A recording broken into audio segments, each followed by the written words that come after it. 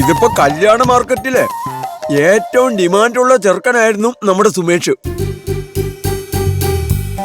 ഗൾഫുകാരൻ, പോരാത്തതിന് നിങ്ങളെപ്പോലെ തരക്കേടില്ലാത്ത ഒരു കുടുംബ പശ്ചാത്തലവും. 100 പവനും ഒരു 50 ലക്ഷം രൂപ പോക്കറ്റ് മണിയും. തരക്കേടില്ലാത്ത ഒരു കാറ് സ്ത്രീധനമായിട്ട് കിട്ടുമായിരുന്നു. പക്ഷെ ഇതിപ്പോ എല്ലാം ചളമായില്ലേ? എന്ത് ചളവായെന്ന്? നിശ്ചയിച്ചുറപ്പിച്ച സുമേഷിന്റെ വിവാഹം മണ്ഡപത്തിൽ വെച്ചൊന്നും മുടങ്ങി. ദേ, അവൻ അവളുടെ കഴുത്തില് താലി പോലും കെട്ടിയിട്ടില്ല.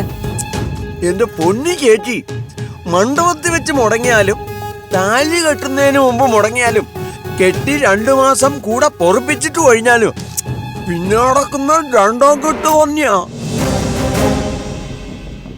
ഒരു 2ാം കെട്ടുകാരന് വിവാഹ മാർക്കറ്റിൽ എന്നും ഡിമാൻഡ് കുറവാ. എന്ത് ചെയ്യാ എൽദോ? എന്റെ ചെറുക്കന്റെ ഭാഗ്യക്കേടെന്ന് പറഞ്ഞാ മതിയല്ലോ. അവന്റെ അച്ഛനായിട്ട് കൊണ്ടുവന്ന ആലോചനയാ. മോൻ മുറപ്പെണ്ണിനെ തന്നെ കല്യാണം കഴിക്കണോന്ന് അങ്ങേർക്കായിരുന്നു നിർബന്ധം. സ്വന്തം മക്കളെ മുടിപ്പിക്കാൻ നടക്കുന്ന ഒരു തന്ത. എന്റെ പൊന്നോ, ഒന്ന് പതുക്കെ പറ, അങ്ങേര് കേക്കും. കേട്ടാലെന്താ? ഞാൻ ഇല്ലാത്ത കാര്യമൊന്നും അല്ലല്ലോ പറഞ്ഞത്. ഇനിയിപ്പൊ അതൊന്നും പറഞ്ഞിട്ട് കാര്യമില്ല ചേച്ചി. സംഭവിക്കാനുള്ളത് സംഭവിച്ചു കഴിഞ്ഞു. What is next? അതാണ് നമ്മൾ ഇനി ചിന്തിക്കാനുള്ളത്. ദേ, ഈ അടുത്ത പ്രദേശങ്ങളൊക്കെ വിട്ട് കുറച്ച് ദൂരെ നിന്നുള്ള ആലോചന വല്ലതും ആയാലോ? അതാവുമ്പോ അവർക്ക് കല്യാണം മുടങ്ങിയതും മറ്റും അറിയാൻ പറ്റില്ലല്ലോ. എന്റെ പൊന്നു ചേച്ചി, നിങ്ങൾ ഏത് നൂറ്റാണ്ടിലാ ജീവിക്കുന്നത്? വെറുതെ ഗൂഗിളിലൊന്ന് പോയി സുമേഷ് വെഡിങ് ക്യാൻസലേഷൻ അറ്റ് മണ്ഡപം എന്ന് അടിച്ചു നോക്കിയാ മണ്ഡപത്തിൽ വെച്ച് നിങ്ങളുടെ മോന്റെ കല്യാണം മുടങ്ങുന്നതിന്റെ വീഡിയോ വരെ കിട്ടും. ആണോ? ആ, പഴയ കാലമൊന്നുമല്ല ഇത്. അങ്ങനെയൊന്നും ആരെയും പറ്റിക്കാനും പറ്റില്ല.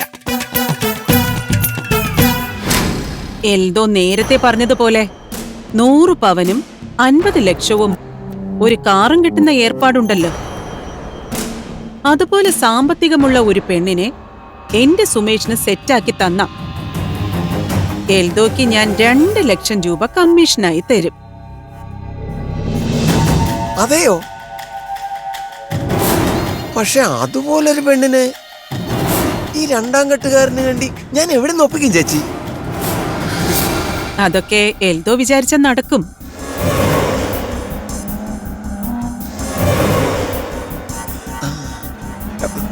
അല്ലെങ്കിൽ പിന്നെ ഒരു വഴിയുണ്ട്. എന്തു വഴി?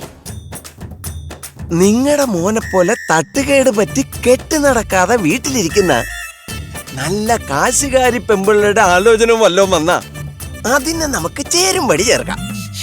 ഒന്ന് പെറ്റതിനെയും കെട്ടി കൂടെ പുറത്ത് ഒഴിഞ്ഞവളെയൊന്നും എന്റെ മോന് വേണ്ട. നിങ്ങൾ തന്നെ ഇത് രണ്ടും കൂടി പറയാതെ ചേച്ചി. നമ്മുടെ ഭാഗത്തെ ഡാമേജ് നമ്മൾ അംഗീകരിക്കണ്ടേ?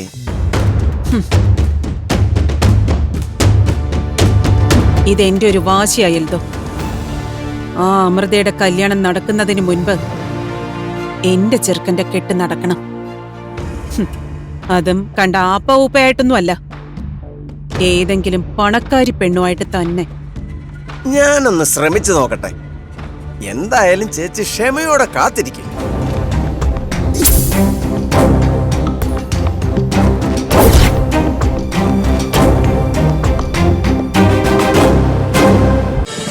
ഫ്ലവേഴ്സ് ഒരുക്കുന്ന കാഴ്ച വസന്തം യൂട്യൂബിൽ പ്രേക്ഷകർക്ക് ലൈവായി കാണാം. ഫ്ലവേഴ്സ് കോമഡിയിൽ ജോയിൻ ചെയ്യൂ, ആസ്വദിക്കൂ.